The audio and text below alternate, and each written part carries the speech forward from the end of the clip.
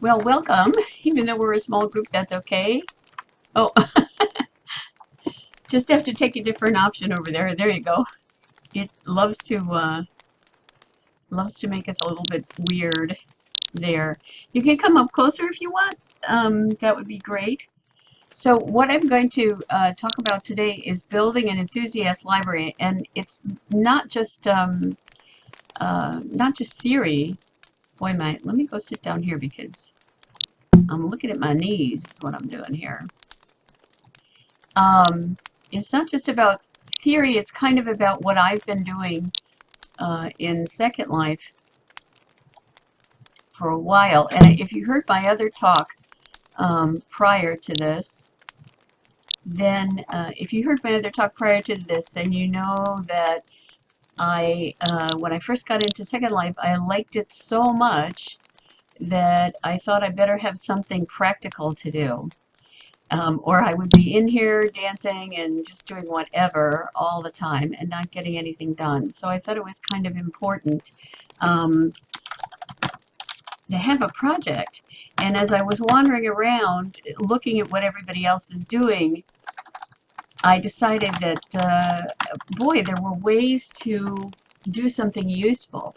My husband and I have always been in the field that we're in for like 30 years or so. We're research psychologists, and we work together, and we do a lot of research together over the years we have, and then we've written articles and papers and things like that together. Oh, not a problem. Yeah, welcome. And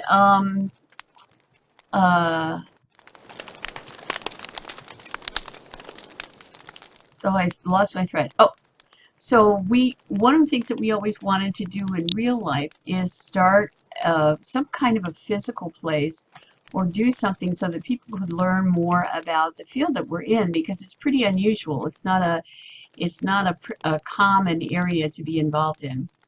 And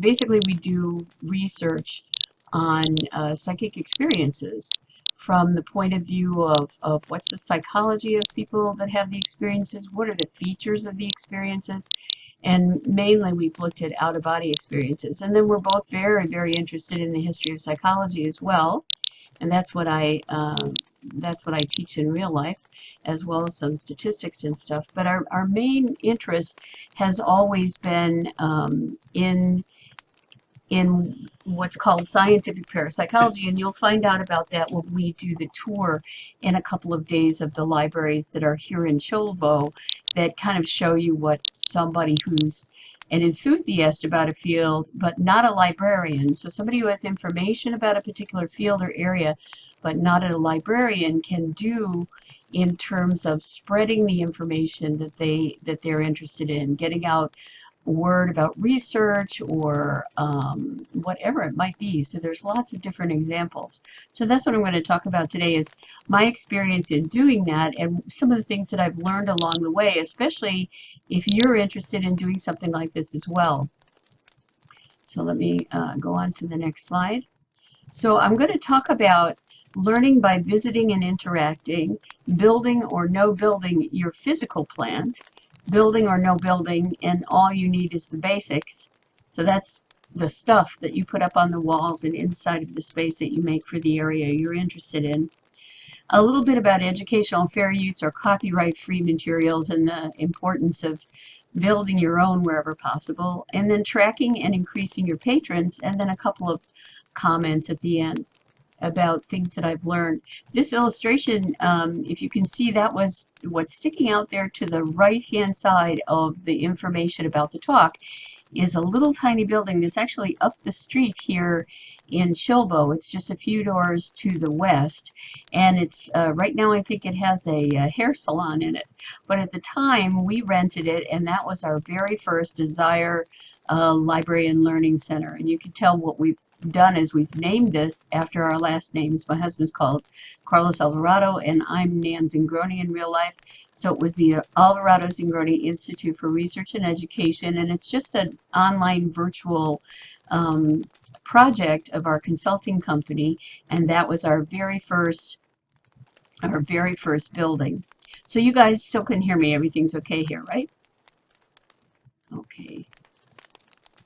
And underneath, oh, thanks, Fidget. Underneath, you can kind of see where we expanded to after a while. There's a little bit of the next building over, which actually I think is now the general store, the Chobo general store. So we started out in that corner bit, and then we expanded to the middle bit, and then we kept kind of looking for more space. So one of the ways that I got interested in, or got enthusiastic, let's say, about building a library was by wandering around all over Second Life in the first few months that I was on in the system in 2009, in the summer of 2009, and my husband was in with me at the same time, and we would go running around looking at things. So we'd see what other people were doing, and then interact with the information that they had in their library. And I like to think about, well, if they're doing that, they're putting that on the board, and you click and you get a note card and some information, maybe I can do the same thing for my own library or my own space somewhere. Now, this was back in 2009. So actually, the 5 places that influenced me the most at the beginning no longer exist in Second Life. Up on the left-hand side, you see a picture of James Madison University circa 2009. That was their main building. And like a lot of the universities that came into Second Life early, they just spent a lot of money and reproduced their campus and set up classrooms. And actually, JMU was in World for quite a while. I think they only disappeared from Second Life a year or 2 ago. What actually interested me the most about their area was the psychology library. They had kind of a psychology library / museum, which would have interactive displays that you could click on and hear people talking or see a little video playing. Well, not at the beginning, you couldn't see the video, but you get the link to go out to a video. You might get a little book list on a note card or something else. And in some cases, they had a few psychological tests, sort of very simple experiments that you could interact with. So that was really fascinating. Princeton University Library, this is a photograph from a blog I found. That's the one right underneath James Madison. And that was circa 2007. And they also built a monster campus that they had really no idea what they were going to do with it. And it was stunning. It was very similar to their physical campus. The library was beautiful. It looked a lot like the actual library in Princeton, New Jersey. And there were little laptops you could connect with to find out what was in the card catalog of the physical library. And there were a few things available in their library as well. When way before the education discounts disappeared in Second Life, they decamped from virtual worlds. Partly, I think, personally, from what I was hearing at the time, is because they built everything before they had a group of professors who were interested in using Second Life, or whose classes would be would use the affordances of Second Life in a very creative way, as we saw last night with Brant Knutson's talk, and have been seeing with everybody's talks really throughout the whole SLMOOC course.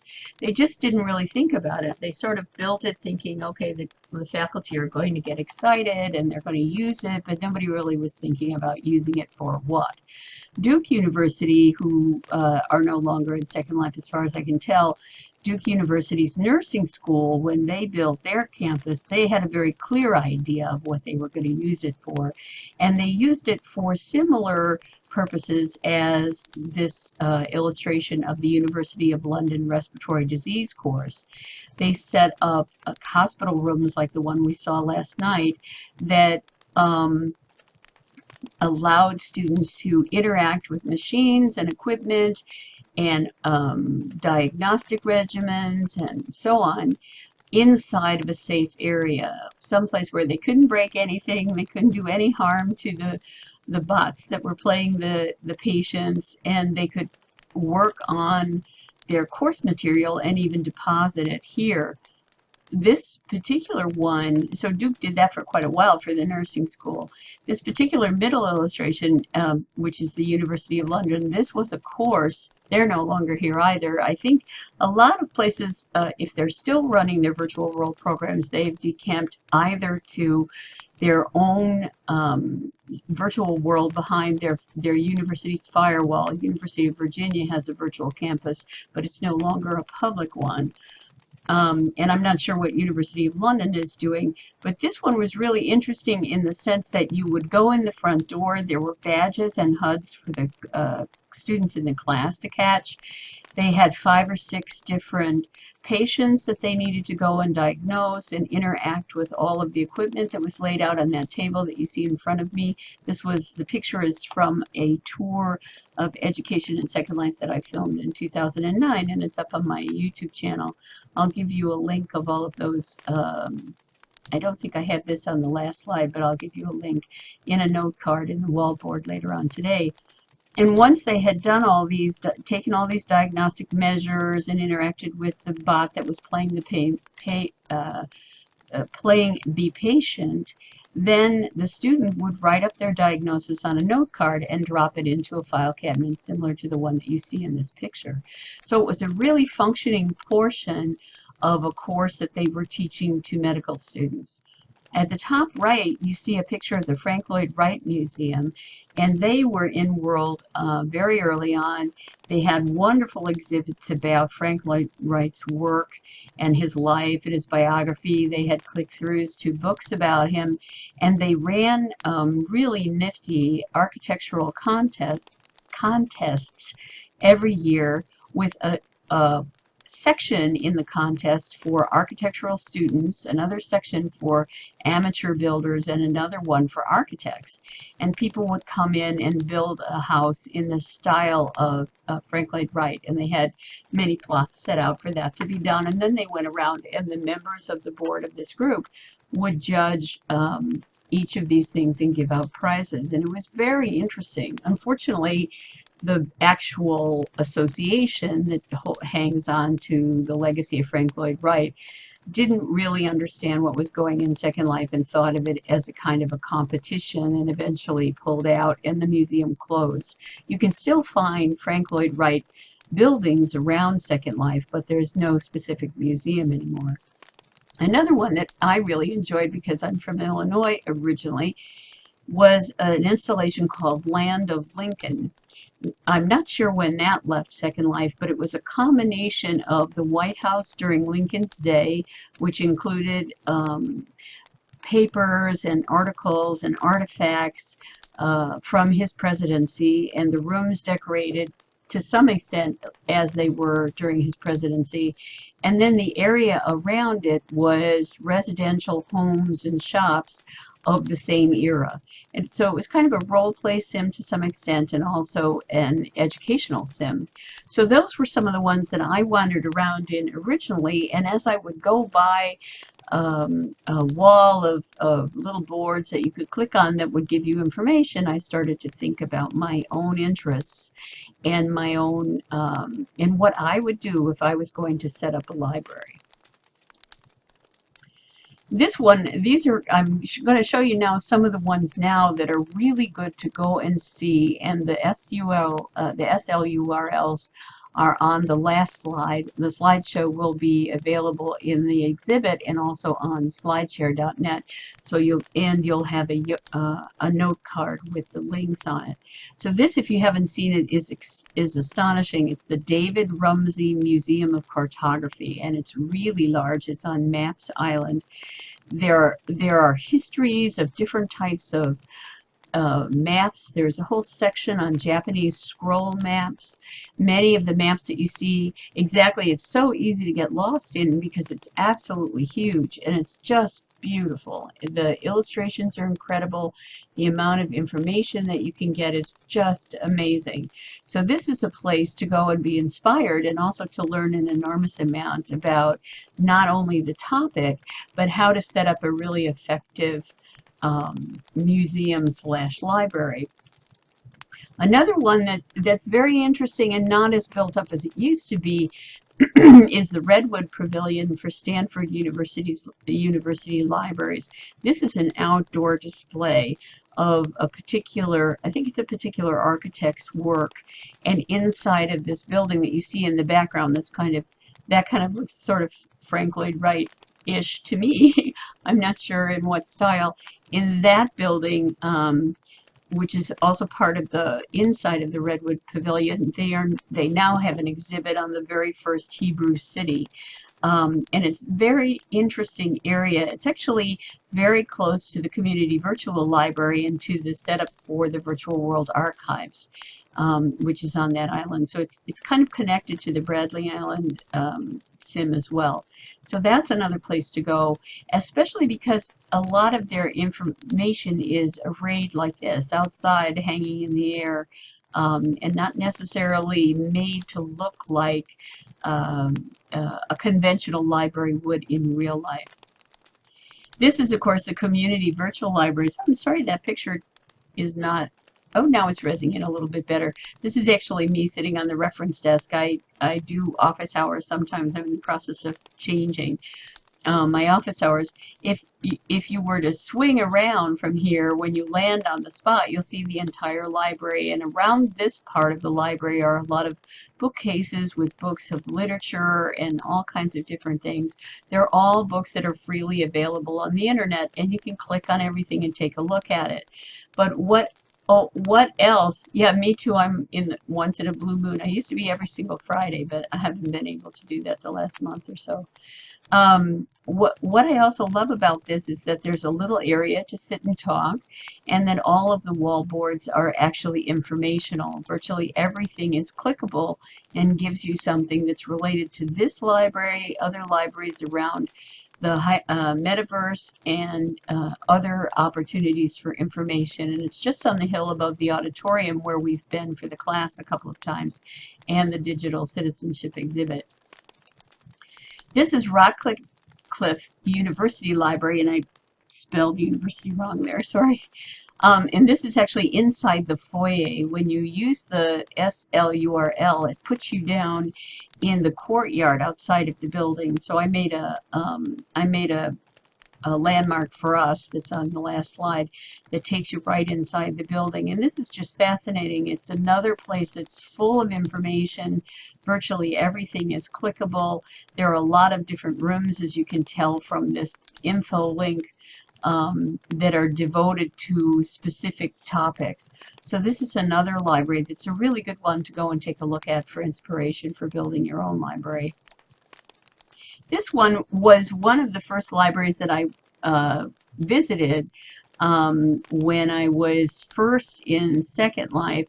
It's moved since then, and it's much smaller than it was, but there is still an enormous amount of information. And what's nifty about this library is that, once again, everything is clickable, and it mixes modern science and science and technology that have been influenced by the Star Trek, the vision of the world of the 24th century and beyond in Star Trek. So you'll see information in general about the various galaxies and formations in the universe and so on one side, and then next to that you'll get a very specific library that lists all the worlds and the peoples and whatever from that universe, the fictional universe. So it's a lovely mix, and you can sit down in one of the rooms and take a test on physics. You could take a test on trivia on Star Trek. You can tour the bridge of the Enterprise. You can take a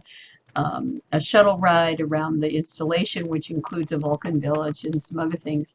So it's a fascinating mix of science and technology, and done in a very clever manner, where the look and feel of the various television shows and movies that have flowed out from Gene Roddenberry's vision of the future are not mimicked, but reproduced to some extent inside of the library and its surrounding environs.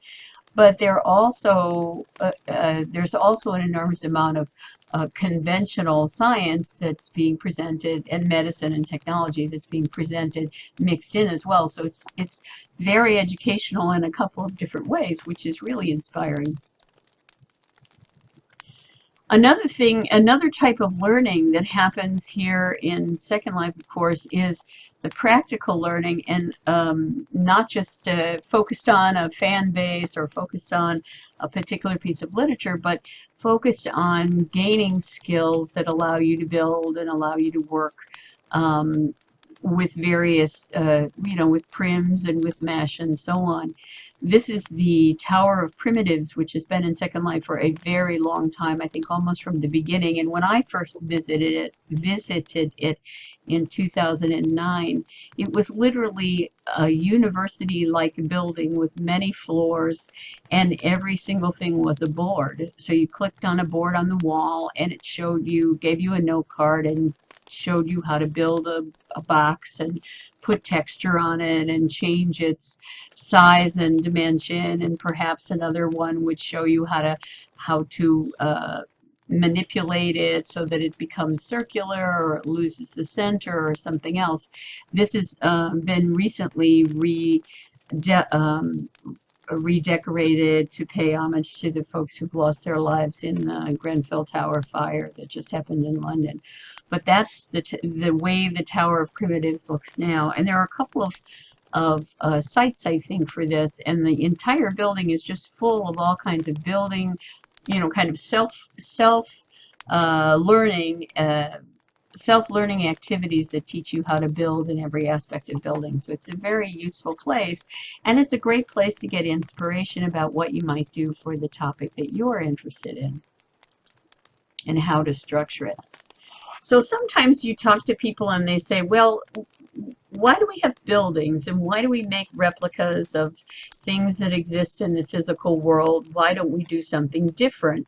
Should we make a building? Should we buy a building? Or should we just forget buildings altogether and find some other way to represent our information? One of the things that I really liked about the James Madison University campus was that they had a kind of a pod system for individual student-teacher conferences.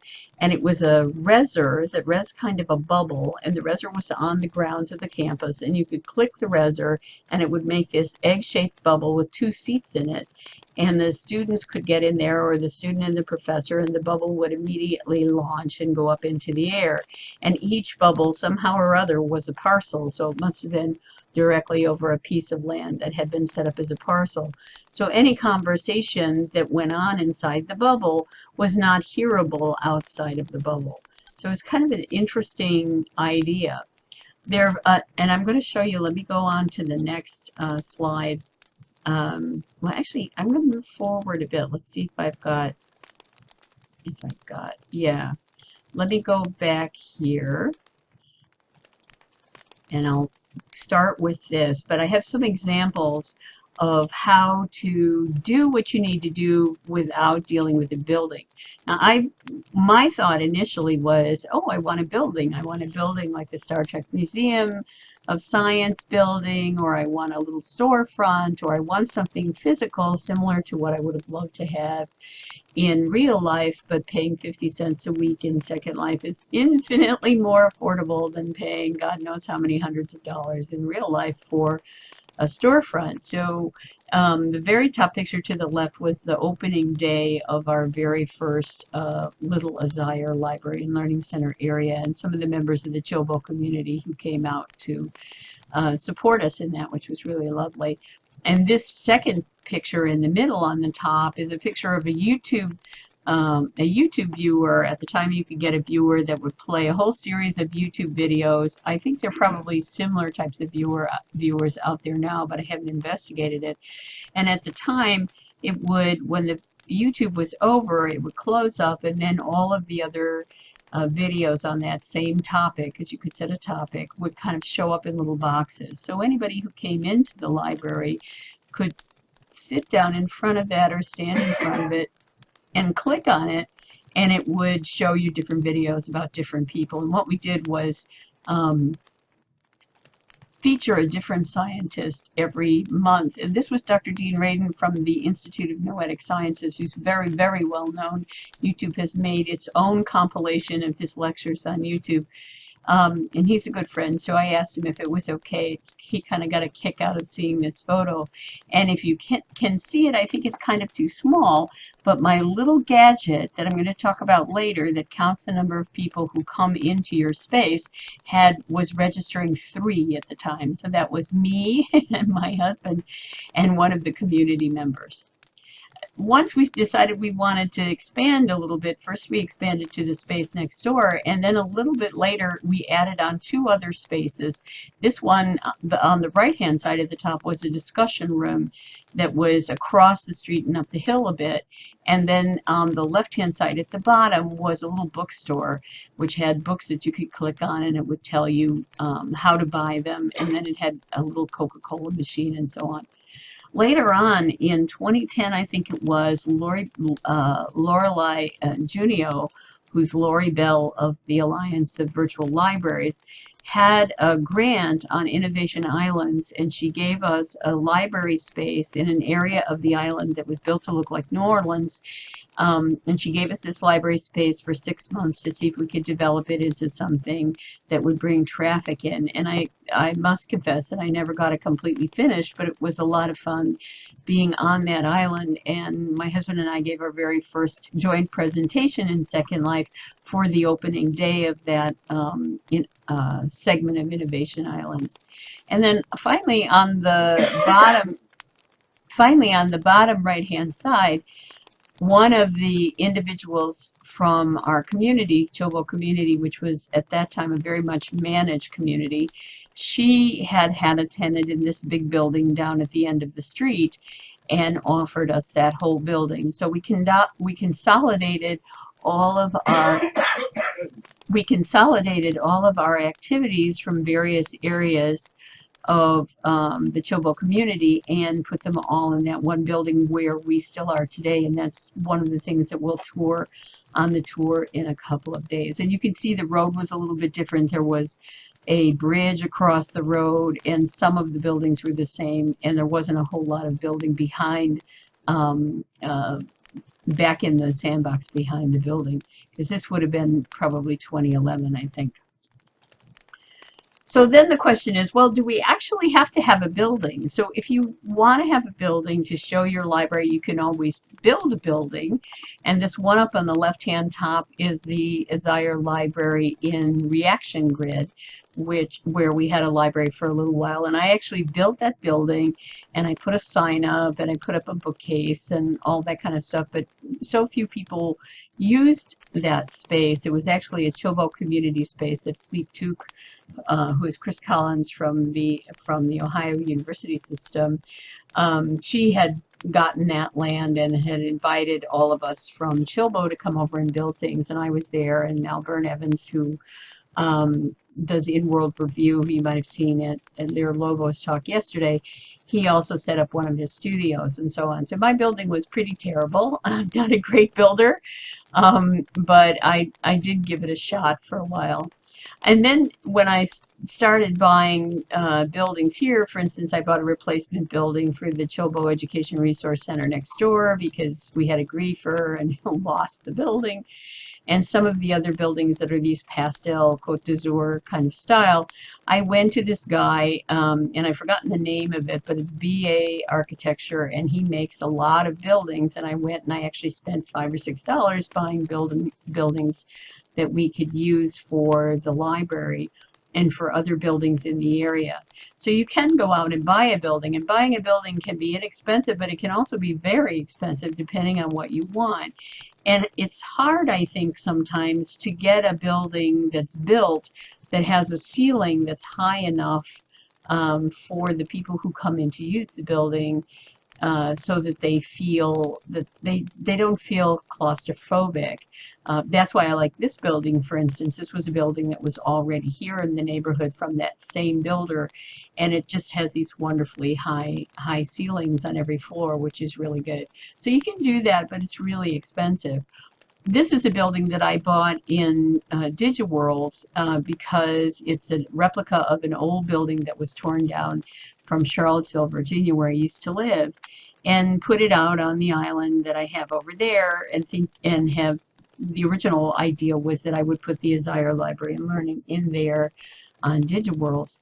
And now that I'm looking at it, I keep wondering, well, why do I want to have a building at all? And I started to work on making a grove of trees and a place with paths and a pond, with the idea that maybe all the information from my library could be along walkways through a very nice area that's landscaped in a nice way. So now I'm still thinking about, do I really need a building? So do I build it myself? Do I buy something? Do I buy something that gives me a positive feeling because I used to live where that actual building was in the real world? Or do I just say, this is a virtual world. We can do anything that we want with the information that we're presenting, as long as the avatars that walk through can click on it and get what they need. So maybe you don't need to have a building. And this is kind of the inspiration for this. Yeah, exactly. You can have that awful rain coming down, heavy rain coming down, and nothing's going to get wet. That's exactly right. Books don't get wet or ruined. And these are two of the inspirations that made me start thinking that way. The one on the left is an art gallery that's on the outside in Sweetwater Park, just to the north of here in Chilbo. If you go up to, I'll have this SLURL in the note card, but if you go up towards Spanish with Eugenia, her placita, on the eastern side of the Chilbo Sim, you'll see a walkway that looks like this with flagstones, and it will go up to this area that's a little outdoor art park. And this particular art park is being managed by Korkosman Voom, whose gallery we'll be seeing in the art tour later on.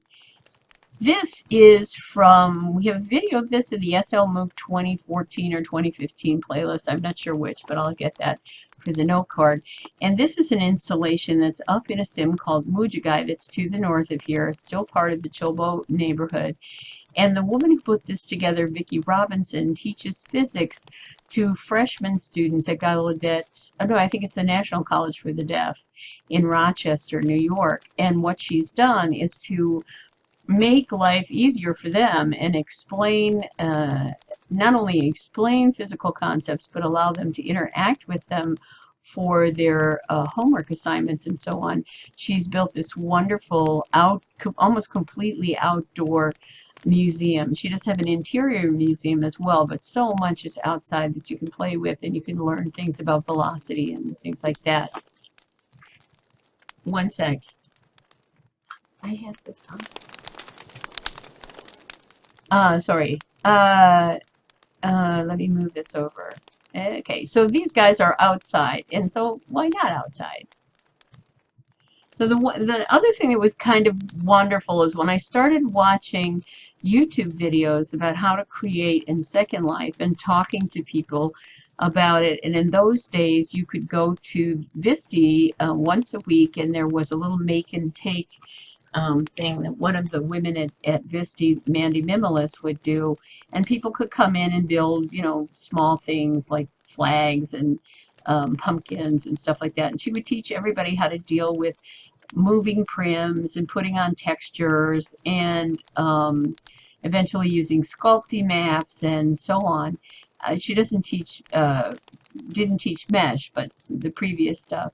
And then there's Builder's Brewery, which I'll have a link for you. I think I have a link for you at the end, and if not, it'll be in the note card. And you can just look them up in search as well. They have tons of courses all the time, as well as walkthrough tutorials that can help you do the basics. But to put a library together in reality, you really don't need a lot of skills. Basically stretching a prim and slapping a texture on and knowing where to find a script that gives a note card or a piece of inventory in the content or whatever is just about all you need to put together a pretty good informational display. So my process is, and what you see in the illustration is me working on a book a while ago for this bookcase that's in the corner of the library and the Learning Center and library that's next door. And basically my idea was to have a recommended book list that was a physical book list, so a bookcase full of books.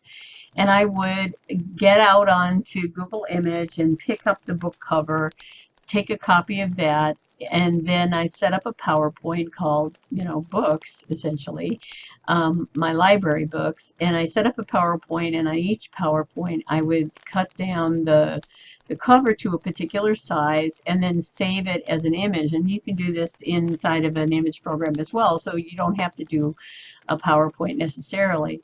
Then I would get information from Amazon, usually, of where the book was, who wrote it, how to buy it, you know, and the click through to the information for the book itself. So you could click on it, you could read about the book, and then you could also click on the link, put the link in your browser, and go out to Amazon and maybe read more about the book, look at the reviews, and decide whether or not you were interested in buying it or putting it on your wish list for your next birthday or whatever you might want to do.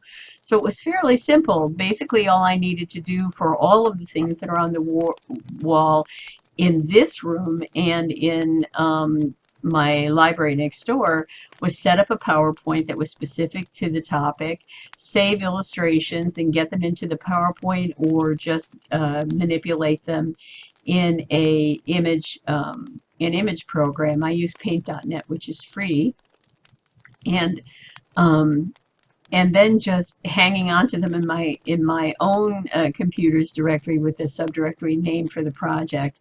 Then I would build a box to a particular specification. Once I had a box that I really liked that looked like a book, the size of a book, then I made that into a template and I saved it so that I could just pull up an empty book-sized prim, slap a texture on it, rename it for the book that it was representing, put the note cards inside. And then I found scripts at Builders Brewery and also online, and I'll put that link in the note card as well. There's a wonderful IT teacher who has a script generator for easy things like changing the color of an object, or giving a note card, or saying hello to an avatar as they walk by, or giving all the inventory, or giving a URL, that kind of thing. And you can just put that into the click on make new script, and when the new script comes up, you take what's there out and you put one of these generated scripts in. Or if you've gotten a script for free in a script pack from Builders Brewery, you can just drop it in there as well. And often they'll have a little block that gives you the opportunity to put hover text on there, which is what, when you look at the YouTube behind my head where it says YouTube, the YouTube logo, and above it it says click for details. Actually, there's a script in there that not only gives you the URL to the SLMOOC playlist, but it also has a little spot where you can put in what you want this little guy to say when you click on it. And then you can also get scripts that are separate so that you have more than one script in the object. So it's pretty easy. So you're stretching the box to fit. You're making a template if you really like what it looks like. For instance, I have articles in boxes up on the 3rd floor of the Azire Library and Learning Center next door, and I have a template in my inventory in Second Life that says book template, and one that says article template, so that and one that says wallboard, one that says wallboard for SLMOOC, and so on. And then you've got stuff that you can use, and you don't need to do the edit and drag thing and then take all the info out. You can just pop out one of your templates and work with that. Then I add the info, I add a note card giver or a URL giver, and it's all done, and I can position it on the bookshelf, and then anyone who comes in can click along on all of these different books and find out what's going on. So you'll see that when you see the libraries. Another great place to learn is on YouTube. And there are tons of YouTube tutorials.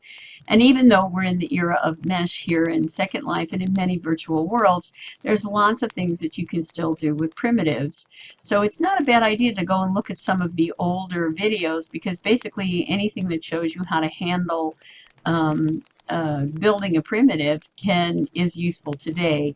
The viewer menus that you're seeing might be different from what the Second Life viewer is now, but a lot of those viewer menus are exactly like what you'll see in Singularity or what you might see in Firestorm, depending on which browser or which viewer you're using for your Second Life or OpenSim adventures. So YouTube videos are always a great place to go for these kinds of things. And I've made a bunch of them actually. And then Builder's Brewery is just the best. It's has ongoing courses all the time. There's tons of free textures, tons of free scripts, and some absolutely wonderful teachers like Blue Heron. Let me put her name in here. She's been in Second Life since the very beginning, and she's an excellent, excellent builder. So that's a person that you can always learn a lot from. But really, everybody over there is really good. But yeah, Fidget, I really agree. She's just marvelous. And I learned a lot from her because she used to be the social committee, one of the social committee heads at ISTE. And when I was a volunteer on the social committee, she spent a lot of time being very patient with me and teaching me how to do things. So she's really great. So what you need to make things useful, as I said before, you need the PowerPoint program, you need image manipulation, some kind of image manipulation program. You need to have your list of sources and relevant information for note cards and info givers kept in Word docs or copied to in-world notes. You need to have some lindens in your if you're going to do this in Second Life, in your account to upload, because it's 10 lindens per upload. In DigiWorlds, it's for free, and a lot of the other OpenSim worlds, there's no charge to uploading textures. And then you want to keep folders in your in-world inventory to keep your stock straight. So for example, I have one called the Azire, and then under the Azire I have the articles as a subfolder, books as another one, display boards is another one, gadgets is another one, and so on. And you're seeing an example in this picture up here of what happens when you click on one of these book covers. It gives you the link to the Amazon.com entry so you can go see it.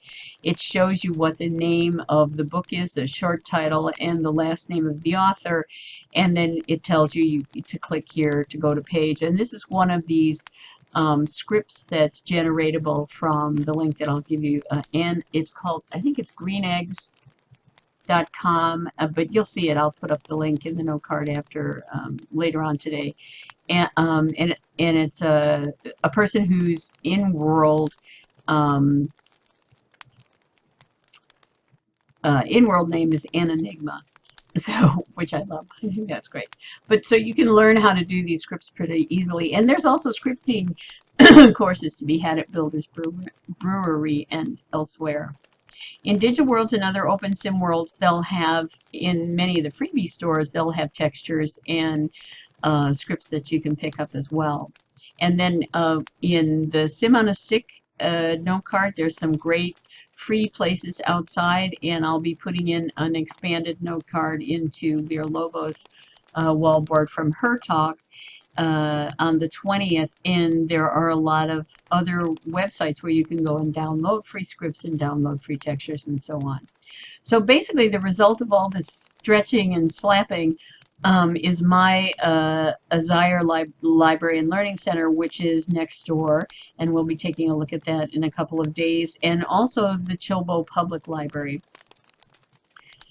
And the Chilbo Public Library was originally put together by Philippe Touque, and it was quite extensive, but it was similar to the community virtual library in that while she had a segment on virtual worlds, virtually everything else basically everything else in the library was wide general categories like history books and literature, art, and so on. It was anything that was freely available online that you could click on and go out and find a PDF that people could pull and read, or a website that carried that information, whatever it might have been. And it was a very comfortable library and a very big library. We had a couple of floors of information. So I ran it for a while after Philippe left the Chilbo community, and then it kind of fell into disarray, and then we didn't have enough money. Those of us that were left in the community, and for quite some years, 2 or 3 years anyway, all of central Chilbo was absolutely empty. There was nothing there. So a lot of these buildings that had been traditionally here in the old days disappeared. More recently, a few years ago, I picked up this building. Tara Yates, who was an original member of the community, had remodeled most of the area along Route 10 to the north of here, and she had picked up a building for the new Chilbo Community Hall, and I went to the same builder and got this building to match. So I ended up setting this up, and now the Chilbo Community Library is focused on virtual worlds education, and so on. So I had a new wrinkle here in the sense that I had areas where I needed some kind of like they have in the Community Virtual Library on Bradley University Island that Val Librarian runs. I needed some kind of sign that indicated what the particular topic was on the portion of the shelf that you were looking at, so that I could categorize the things that I was putting in. So I started to use, you probably recognize the signs as coming from one of the newer PowerPoint templates. And I started to use that to mark off what the different areas were. And then I went out to Amazon to get information. Now, once again, because the articles, I mean, the book covers are copyrighted material. However, this is an educational build that has no fees involved, and the note card that comes when you click on it, for instance, I clicked on Exodus to the Virtual World, it gives the information about the book and the author, it shows you the link to Amazon, and then it gives you an excerpt from the Amazon description. So essentially what I'm doing is advertising Amazon books. And I don't have an associate's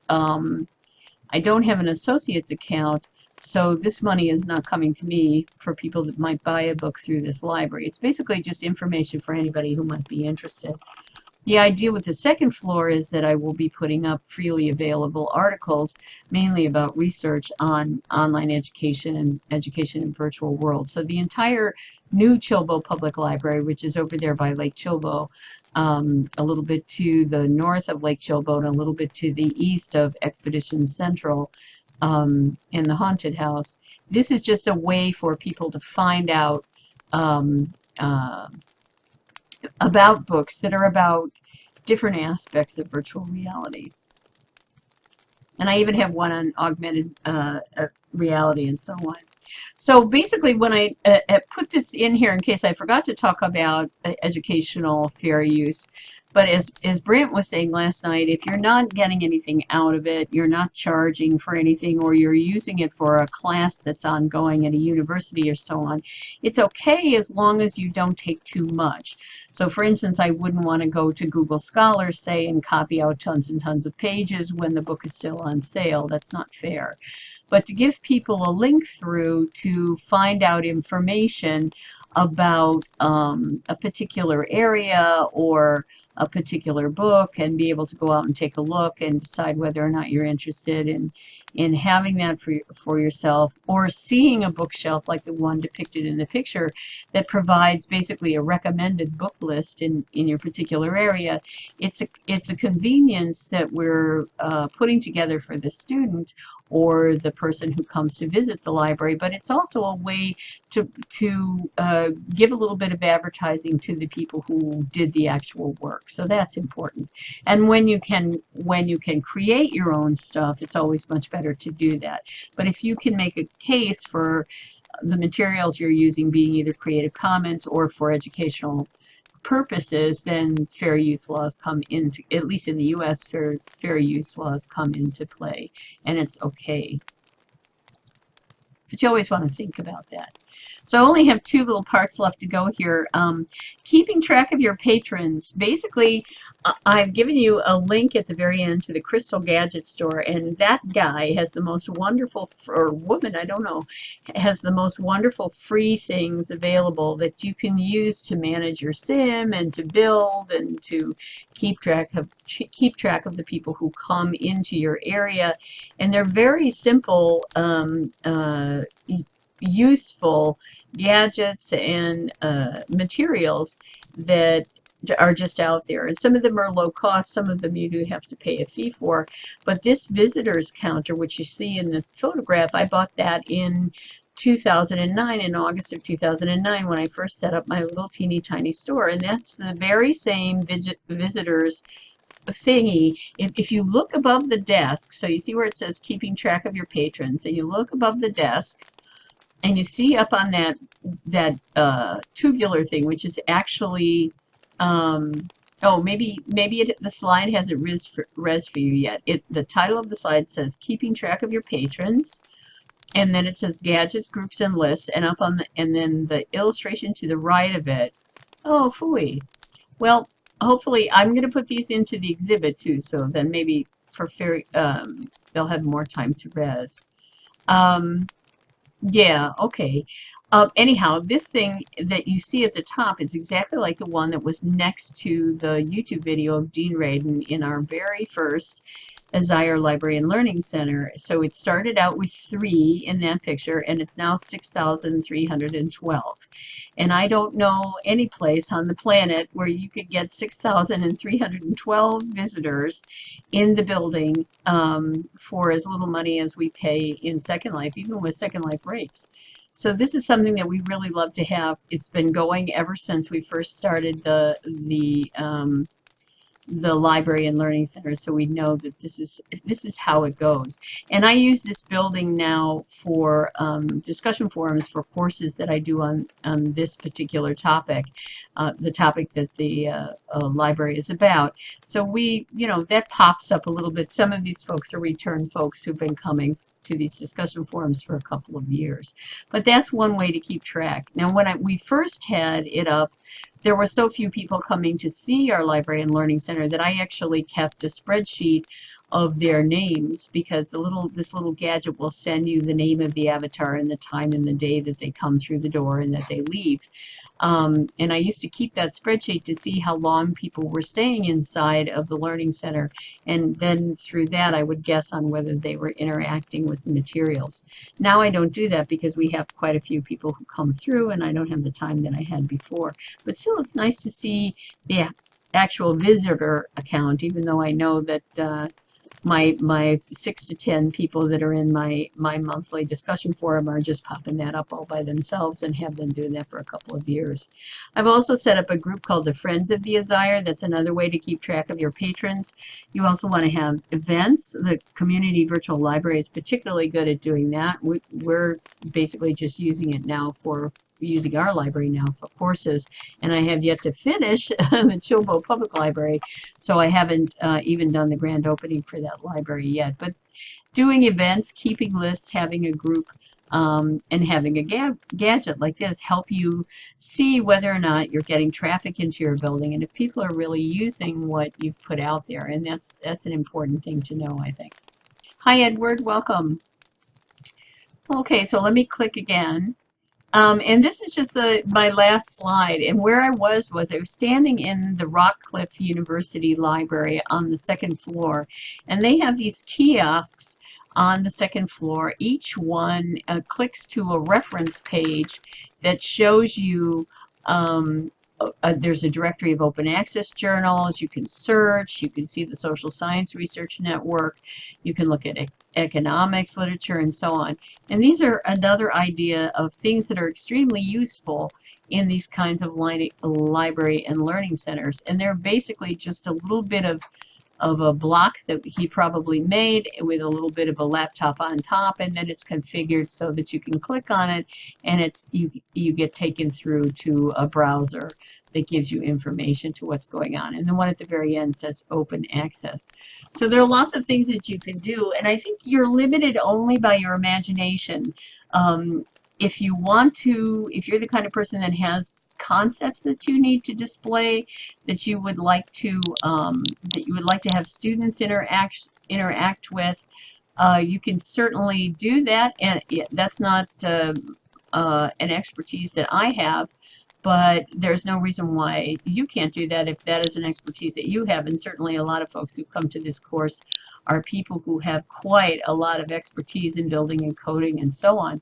So whatever is inside your library and learning center, whether it's a building or it's a walk out in a forest someplace, whatever is included, is something that you want to think about in terms of how do you best get across the information that you're interested in disseminating to the patrons you imagine will come to your library.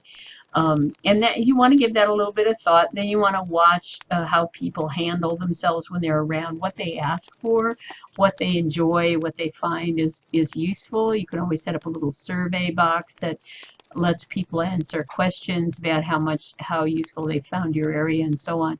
But there's lots of things you can do. And just like the Star Trek Museum, you could do it for your favorite television show, you could do it for knitting, you could do it for any kind of thing that you're interested in, all the way up to very concrete, very abstract and complex concepts in a particular academic discipline. It's limited only by your imagination. And there are so many things you can do without high-level building skills. You can always find people to help you, or live at Builder's Brewery if you need more complex skills. But there's a lot, just a huge amount that you can do with really basic skills. So I encourage everybody that has an interest, that's a passion like this, to for sure think about what they can do that can bring out information for people that are interested in the same things you're interested in and might benefit from what you're doing, and for students if that's who your population is, or colleagues and so on. And then finally, I just have a list here of some of the things that we visited, including some of the places that I think will be useful, like Crystal Gadgets here at the bottom. That's where I've gotten some of my gadgets for the library. And I will have another note card in the wallboard later on today that will have YouTube videos and other things like that that I think might be useful if you're interested in setting up your own library. So basically, that's my talk. Does anybody have any questions or comments?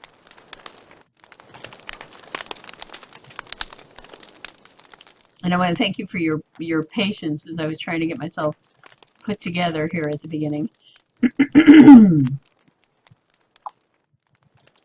No questions? No thoughts? Some thoughts. Oh, Fidget, I'm sorry you're still trying to see the slides. This will be this slideshow will be up on in the exhibit area up on the hill across the street, and I'm also going to put it on SlideShare, and you'll be able to download it from SlideShare. When you download it, all the links are live, and then I'll probably put all of this stuff in a note card too. Oh no, you can take a photo. Whatever you want to do, it's okay.